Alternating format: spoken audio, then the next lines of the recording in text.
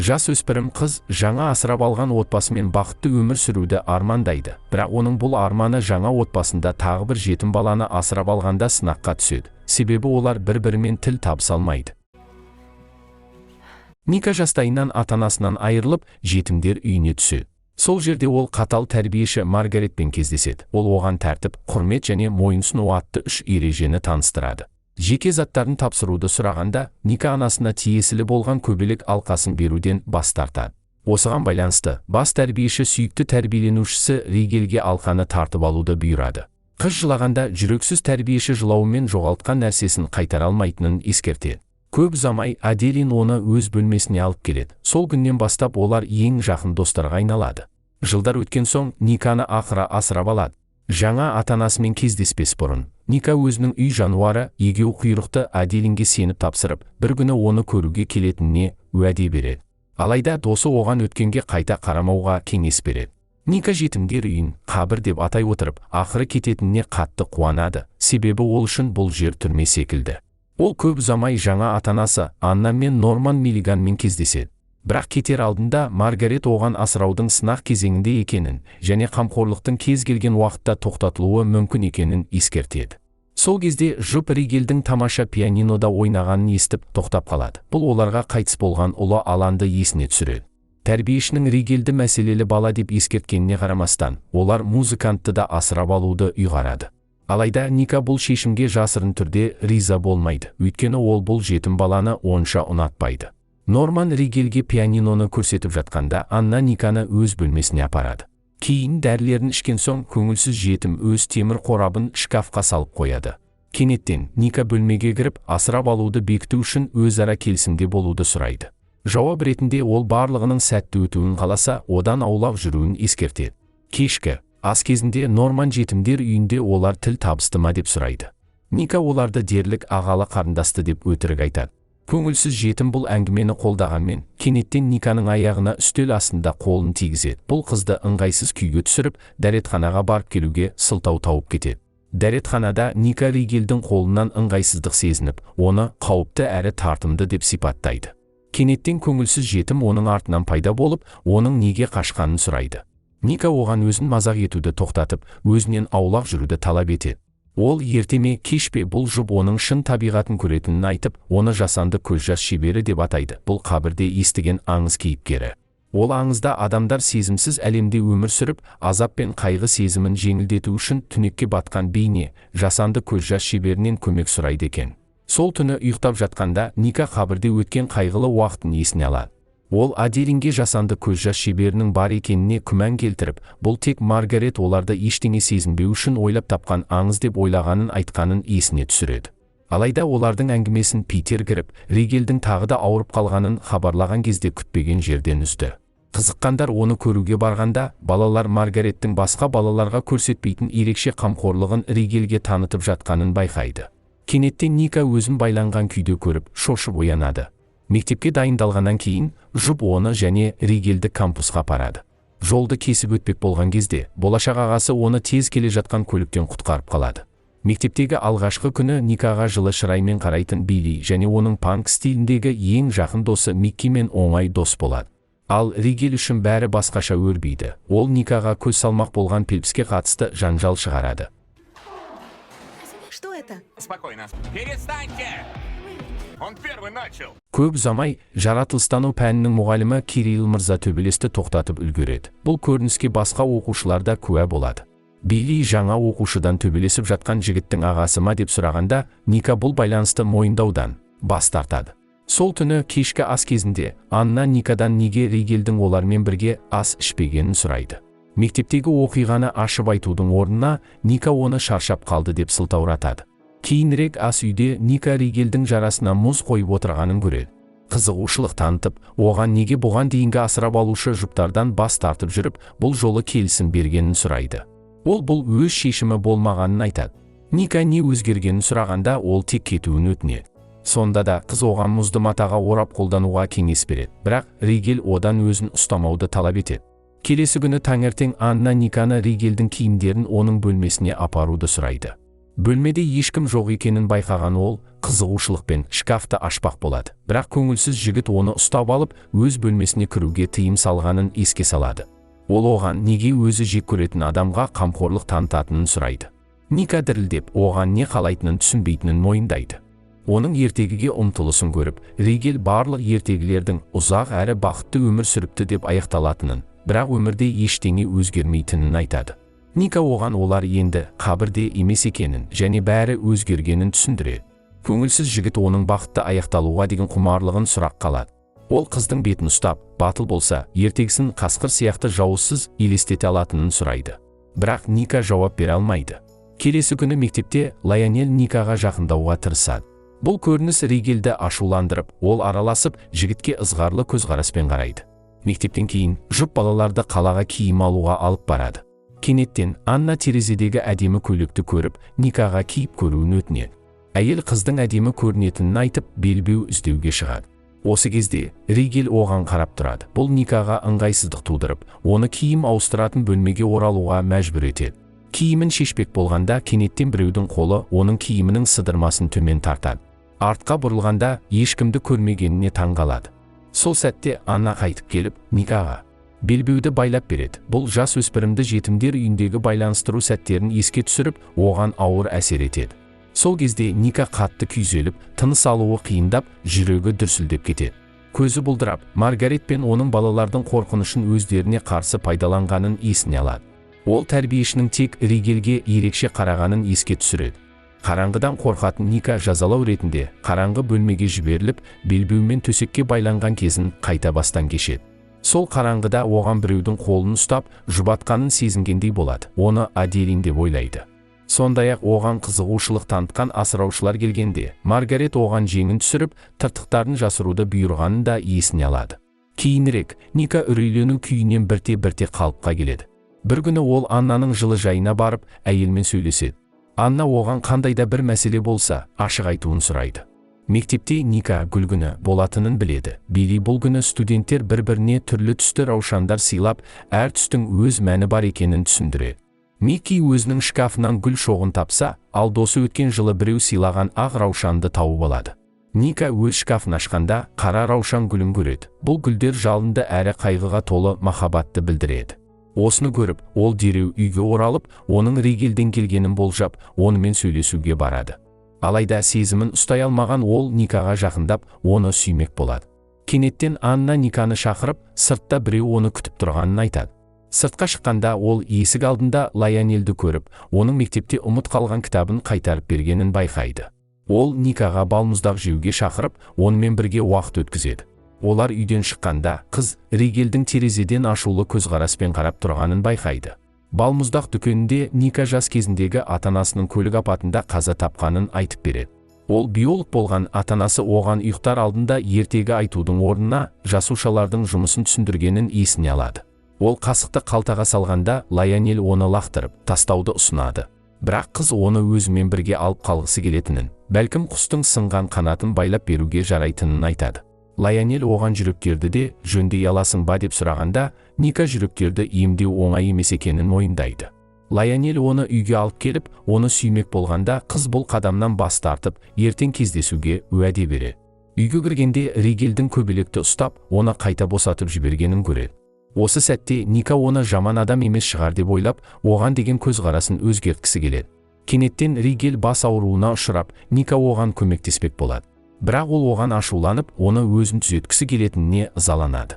Қатал мінезіне қарамастан, Ника оны жек көре алмайды. Ника үміттенеді. Бір күні Ригельдің мұндай мінезінің себебін түсінемін деп. Бірақ ол жүрегінің ешқашан бұлай дүрсілдеп көрмегенін жасыра алмайды. Кешкі ас кезінде Ника Лайонельден видео хабарлама алады. Онда Ригельдің оны себепсіз ұрып соққанын айтады. Ригельдің үйге келгенін естігенде, ол бұл әрекет үшін оны жауапқа тартпақ болады. Бірақ Ригель оған бәрін Лайонельден сұрауды ұсынады. Шатасып әрі ашуланып, Ника оны қабырғаға итеріп, өзіне не жамандық істегенін сұрайды. Алайда Ригель оған тек оның жасанды көз жас шебері екенін айтады. Кенеттен Ника оның ыстығы барын байқаған соң, оны жоғарыға көтеріп апарады. Осы уақытта іскерлік кездесуден қайтып келе жатқан Анна мен Норман нөсер жаңбырдан жол кептелісіне тап болады. Анасы уайымдап, Никаға хабарласып жағдайын сұрайды. Қыз Ригельдің қызуы көтерілгенін айтып, бәрін өз бақылауына алатынына сендіреді. Ника жігіттің ылғал киімдерін шешіп дәрі береді. Біраздан кейін Ригель оның жанында қалуын сұрайды. Бұл олардың арасында физикалық жақындастықтың пайда болуына әкеледі. Екеуінің қарым-қатынасы басынан ақ қиын болған еді. Ника жетімдер үйіне алғаш келген күні, Ригель оның алқасын өз қорабына салып қояды. Бұл оның Никаға деген сезімі барын көрсетеді. Бірақ қыз оған дос болғысы келгенде, жігіт сезімін жасырып, оны кетуге мәжбүрлейді. Маргарет жаңа қызды өзінің сүйікті тәрбиеленушісі Ригельмен сөйлесіп жатқанын көріп қалғанда оны жазаламақ болады. Оны тоқтату үшін Ригель өзіне әдейі зақым келтіріп тәрбиешінің назарын аударады. Аделин оның мұны Ника үшін жасағанын байқаған кезде, Ригель оған жетім қызға деген сезімін мойындайды. Алайда ол сезімдерін жасырып, оны жек көретіндей көрсеткісі келді, өйткені Маргарет оған тағы да азап шектірер еді. Таңертең Ника оянады, ал Ригель оны жібергісі келмейді. Бірақ қыз өзін босатып, жаңадан оралған ата-аналарына ағасының қызуы түсіп кеткенін хабарлайды. Бөлмесіне оралғанда ол Лайонельден қоңырау алады, бірақ жауап бермейді. Осы жағдайдан кейін ол мектепте одан қашқақтай бастайды, тек достармен ғана уақыт өткізеді. Сол күні ол Миккиге жаратылыстанудан көмектеседі. Демалыс кезінде ол сыныптасының ұйықтап жатқан Билиді сүйіп жатқанын байқап қалады. Микки досына әрдайым сезімі барын мойындап, жыл сайынғы гүл мерекесінде ақ раушандарды өзі беріп жүргенін айтады. Ника оған Билиге шындықты айтуын кеңес етеді, бірақ Микки досын жоғалтудан қорқып, екі ойлы болып қалады. Қалада сауда жасағаннан кейін, Ника Лайонельді кездестіріп, неге одан қашып жүргенін сұрайды. Ол оған ұнайтынын айтып, бірақ Ригельдің араласуын тоқтатқысы келетінін жеткізеді. Ника жетімдер үйінде бастан кешкен қиындықтар арқылы Ригель әрдайым оның өмірінің бір бөлігі болатынын түсіндіреді. Қыз кетуге бұрылғанда Лайонель оның жолын бөгеп, қолындағы Ригельге арналған сыйлығын құлатып алады. Бұл жұлдыздай жарқырау мүмкіндігін еске салу үшін ойластырған шыны шар еді. Лайонель оны ауыстыруды ұсынғанда, Ника мұның ерекше сыйлық екенін айтып, бас тартады. Ригельдің туған күніне арналған кешке келгенде, Ника анасының қонағы Далма және оның қызы Азиямен танысады. Олар оны 16 жасқа дейін жетімдер үйінде болғаны туралы әдепсіз сұрақ қояды. Кенеттен есік қоңырауы соғылып, Ника есікті ашқанда досы Аделинді көреді. Оны Анна шақырған еді. Көп ұзамай Анна тортта келіп, Ригель туған күндерді ұнатпаса да, бұл кешті атап өткісі келетінін айтады. Себебі ол мен Норман екеуі балаларды ресми түрде асырап алуды жоспарлап отыр. Алайда Азия, Алланың бұрынғы сүйіктісі, бұл шешімге қарсы болып, жұптың ұлдарын ауыстыруға тырысып жатыр деп ойлайды. Анна Алланы әлі есінде сақтайтынын айтып, бірақ алға жылжуды қалайтынын түсіндіреді. Осы сәтте Аделин Никаға басқалардың мәселелеріне тым терең енуге болмайтынын ескертеді. Дегенмен, Ника өзінің жаңа отбасына жат болып көрінетінін сезінеді, себебі олар оның шын мәнінде не өткергенін білмейді. Егер олар бәрін білсе, өзін жараланған әрі жаман деп қабылдайтыннан қорқады. Аделин осы кезде жетімдер үйіндегі Питердің Маргаретке қарсы шағым түсіру керектігін айтқанын еске салады. Бірақ Ника бұл ойдан бас тартқан кезде, досы оның куәгерлігі маңызды екенін, себебі ең көп азап шеккен өзі екенін айтады. Бірақ қыз қатал тәрбиешімен бетпе-бет келуге дайын емес екенін түсінеді. Кенеттен Анна қонақтардың кеткенін хабарлап, Аделин де кетуге сылтау табады. Содан кейін анасы бұрынғы оқиғалар үшін Никадан кешірім сұрайды. Сыртта Аделин Ригельмен сөйлесіп, оның тек Ника үшін келгенін біледі. Алайда ол қыздың әрқашан отбасы болғанын қалайтынын, және оның бұл бақытын бұзғысы келмейтінін мойындайды. Сол түні Ника Ригельдің қасында отырып, оған сыйлық ала алмағанына кешірім сұрайды. Ол бұл маңызды емес деп айтқанда, Ника оған қалаған нәрсесін сыйлайтынын ұсынады. Ригель оны тыныш отыруды сұрап, оны сүймек болады. Бірақ дәл осы сәтте қоңырау тағы да соғылып, Ника келген адамды тексеруге барады. Сыртта тұрған Лайонель оның Ригельмен бірге болғанына алаңдап келгенін білдіреді. Ол кетуін сұрағанда, Лайонель оны жақын тартып, сүймекші болады. Бірақ Ника бас тартып, үйге оралады. Ника қайтадан Ригельге жақындап келгенде, ол оған Лайонельге қайтуын өтінеді. Бірақ Ника тек оның алдында тұрып қалады. Бұл Ригельді жақындасуға итермелейді. Қыз оның жанында болғысы келетінін айтқанда, Ригель шегініп, оны кері қайтуға мәжбүрлейді. Бөлмеден шыға бергенде, ол екеуінің де жаралы әрі зақымдалған екенін айтып, мұның өзгермейтінін ескертеді. Бірақ Ника мұны олардың бір-біріне сәйкес келетінінің белгісі деп қабылдайды. Ригель оған әрқашан аңсаған қалыпты өмірге лайықты екенін айтады. Ол екеуінің бірге болғанына бақытты екенін айтқанда, ол тек оны ренжітетінін мойындайды. Келесі күні таңертең Ригель Аннаға барып, асырап алудан бас тарту туралы шешімін жеткізеді. Осы уақытта Ника достарымен уақыт өткізеді.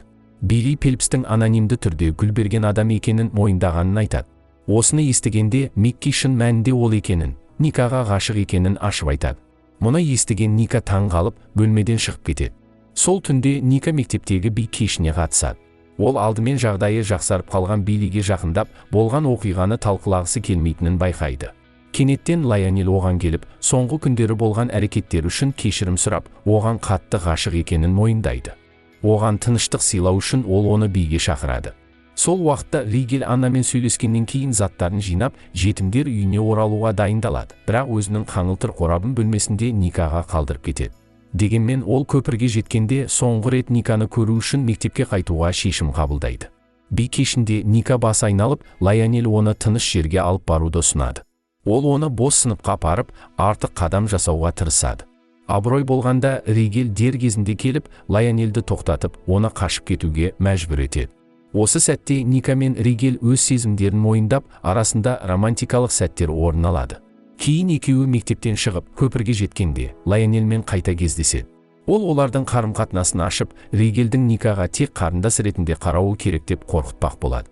Ашуланған Лайонель көлігіне отырып, жұпты басып өтпек болып, көлігін жеделдетеді, бірақ екеуі көпірден секіріп аман қалады. Келесі күні таңертең Ника ауруханада оянып, қасында отырған Аделиннен болған ауыр апаттың нәтижесінде осында әкелінгенін біледі. Осы сәтте ол жазалау бөлмесінде қараңғылықта оның қолын ұстаған адамның Ригель екенін есіне түсіреді. Біраздан соң дәрігер Ригельдің комада екенін және оның миындағы нейромалар жағдайды қиындатып жатқанын хабарлайды. Анна оған Ригельдің асырап алудан бас тартқанын айтып, оны қайтадан Маргарет қамқорлығына өткізгенін түсіндіреді. Анасы оған Ригель қалдырған қаңылтыр қорапты береді. Ішінен Ника анасына тиесілі көбелек алқасын табады. Ригельдің оған деген шынайы қамқорлығын сезініп, Ника оны көруге баруға өтініш жасайды. Бірақ ол жетімдер үйіндегі Маргаретпен бетпе-бет кездескенде, тәрбиеші оны Ригельдің өмірін бұзды деп айыптайды. Ригельді Маргареттен босатуға көмектесу үшін Ника ақыры оған қарсы шағым түсіруге келіседі. Алайда сот процесінде Питер куәлік кезінде қорқып, Маргареттің зорлық-зомбылықтарын жоққа шығарады.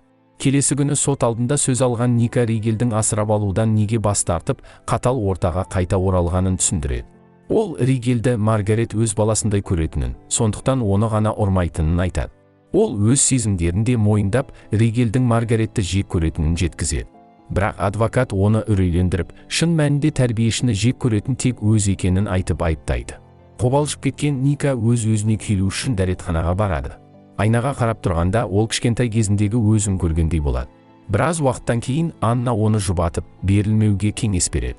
Өзін жақсырақ сезінген соң, Ника өз сөзін жалғастырып, жетімдер үйін қабір деп атайтынын және күн сайын оларды азапқа салғанын айтып береді. Ал Ригель оларды көруге мәжбүр болғанын түсіндіреді. Жас өспірім қыз Маргаретті Ригельді жүрексіз қобыжық екеніне сендірген үшін кінәлайды. Ника өзінің әріптес жетімінің сүйе білуге және махаббатты қабылдауға қабілетті екенін сенімді түрде айтады. Ол сондай-ақ тәрбиешіден қорқып, қарсы шыққысы келмейтін басқа балалар үшін де сөз сөйлейді. Оның куәлігінен кейін залдағылар қол шапалақтап, Маргареттің кінәлі екеніне сенім білдіреді. Соттан кейін Ника ес-түссіз жатқан Ригельге барып, сотта жеңіске жеткенін және тәрбиешінің енді ешкімге зиян келтіре алмайтынын айтады. Көздерінен жас ағып, оны өзінің жасанды көз жас шебері деп атап, одан артық ешкімді сүймейтінін білдіреді. Кенеттен Ригель көзін ашып, оған жасқа толы көздерімен қарайды. Барлық қиындықтарын еске ала отырып, Ника жетімдер үйінде алғаш кездескеннен бері Ригель әрдайым оны қорғап жүргенін түсінеді. Жылдар өтіп, олар ақыры қараңғы өткеннің ауыртпалығынан босайды. Ника шынайы ертегінің әр адамның жүрегінде екенін түсінеді. Ал Ригельмен бірге өмірлерін қуаныш пен сүйіспеншілікке толтырып, қыздарын тәрбиелеп өсіреді. Осындай видеоларды көру үшін арнаға жазылыңыз. Жаңалықтардан хабардар болу үшін хабарландыруларды қосып, арнаға қолдау көрсету үшін лайк басыңыз. Қарап шыққандарыңыз үшін рахмет.